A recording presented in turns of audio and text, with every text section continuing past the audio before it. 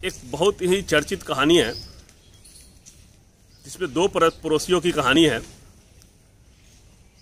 उसमें एक थोड़ा कामचोर है, दूसरा मेहनती है। दोनों रोड के आमने सामने रहते हैं। सामने वाला बहुत आगे बढ़ता है तरक्की, क्योंकि मेहनत करता है, रात दिन मेहनत करता है। वो 24 घंटे में 18 घंटे बेचारा काम करता है और मेहनत करके किसी तरह से कोई काम मतलब उसके लिए छोटा नहीं होता है काम करने वाले के लिए। और जब काम करेगा तो आगे बढ़ेगा, तो आगे बढ़ता है। और सामने वाला देख देख के जलता है, उसका पड़ोसी, यार इसको इतना कैसे आगे बढ़ रहा है। अब तुम दिन भर सोए रहोगे, गप्पे मारोगे, सपने देखोगे कि मुझे लॉटरी लग जाएगा, मैं रोड चलते रहूँगा, मुझे 25 किलो सोना मिल जाएगा। अब मैं इस तरह से करोगे तो नहीं होगा ना। काम करना पड़ता है, उसके लिए मेहनत करना पड़ता है। आगे बढ़ने के लिए रात दिन मेहनत करना पड़ता है। चापलूसी करके आगे नहीं बढ़ सकते। तो वो बहुत परेशान था। फिर उसने सोचा कि चलो हम भगवान से पूछते हैं, हम तपस्या करते हैं। उसने बहुत भगवान की पूजा पाठ किया काफ़ी दिनों तक। तो एक दिन सचमुच भगवान प्रकट हो गए और भगवान प्रकट होके पूछा कि बोलो, तुमने तो मेरी बहुत तपस्या करी है, बोलो क्या चाहिए तुम्हें। बोला आप सचमुच भगवान हो? कहता हाँ। तो विश्वास नहीं हो रहा है। फिर उसने छू के देखा। बोला अच्छा भगवान है, जो मांगोगे वो दोगे? कहता हाँ मांगो, क्या चाहिए तुम्हें। लेकिन एक शर्त है कि मैं जो तुम्हें जितना भी दूंगा उसका दोगुना तुम्हारे सामने वाले पड़ोसी को दूंगा। ये आदमी जलने वाला था काफ़ी। उस पहले ही से जल रहा था कि सामने के पड़ोसी वाले को इतना आगे बढ़ रहा है, अब ये फिर उसको दुगना देंगे तो मैं ऐसा क्या मांगूं। सोच में पड़ गया। फिर उसने काफ़ी सोच के बाद भगवान को बोला, भगवान आप कल आना, मुझे आज भर का टाइम दे दो, मैं आज भर रात भर सोचूंगा, फिर बताऊंगा कल कि मुझे क्या चाहिए। कल हो गए। फिर उसने थोड़ा ध्यान मग्न हुआ। फिर भगवान आए, पूछा सोच लिया? कहता हाँ सोच लिया। बोलो क्या चाहिए। बोला प्रभु मेरी एक आंख फोड़ दो, मेरा एक हाथ काट दो और मेरा एक पैर काट दो। भगवान ने कहा तथास्तु। इसकी एक आंख फोड़ दिए, एक हाथ काट दिए और एक पैर काट दिए। पड़ोसी के दोनों आंख फोड़ दिए, दोनों हाथ काट दिए और दोनों पैर काट दिए। ये होता है नतीजा।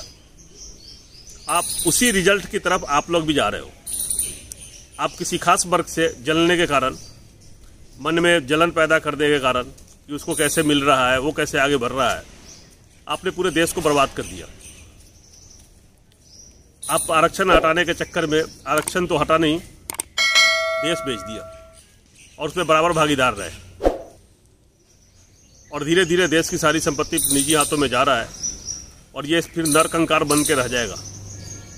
कुछ नहीं बचेगा। ये रेलवे, एयरपोर्ट, सबका खून चूस के बताए ना, हड्डी और कंकाल बच जाता, वो बच जाएगा और भारत गुलामी की तरफ फिर से बढ़ रहा है। सरकार जो भी संपत्ति निजी हाथों में दे रही है उसको वो आगे वाला उसमें विदेशी पैसा लगा रहा है, उसमें पार्टनरशिप के नाम पे बाहर के पैसा लगा रहा है। हालांकि ज़्यादा का शेयर इंडिया वाले का है, लेकिन पैसा वहाँ से आ रहा है, वो उसमें लगा रहा है। तो धीरे धीरे इनडायरेक्ट रूप से आप विदेशियों के हवाले जा रहे हो। तो कहाँ गया आपका स्वदेशी का नारा, कहाँ गया आपका मानवता का नारा। देश तो फिर से गुलाम हो रहा है ना। आप कह रहे थे हम मेक इन इंडिया करेंगे, तो ये मेक इन इंडिया कहाँ रहा आपका।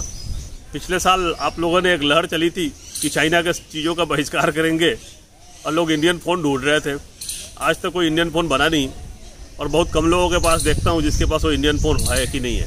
वो सबके सब बड़े बड़े फ़ोन चाहिए, सबको आईफोन ही चाहिए और वो भी चाइना का बना हुआ। तो आप सब अपनी बेवकूफ़ियों के कारण, ऐसा नहीं कि आप लोग मंदबुद्धि हो, मंदबुद्धि नहीं है, आप लोग की दूर की सोच नहीं है। भी जीते हो वर्तमान में, अभी मुझे कहीं से फ़ायदा हो जाए, हम जहाँ हैं वहाँ बने रहें और कम काम करके आगे बढ़ें। इस चक्कर में आपने इस देश को पूरी तरह से बर्बाद होने के लिए छोड़ दिया है। दिखता सब है आपको। आप ये भी दिख रहे हो कि कैसे पेट्रोल के नाम पे लूट मची हुई है, कैसे चीज़ों को बेचा जा रहा है, चाइना घुसा हुआ ये भी आपको पता हुआ है, और ये जो हेरोइन इंपोर्ट हुआ ये भी पता है आपको। लेकिन सब चुप, सब के सब चुप। इसमें नुकसान आपका है, अब होगा, अब नुकसान आपको होगा। और जब नुकसान होगा तो आप बहुत पछताओगे, रोओगे, कोई बचाने नहीं आएगा।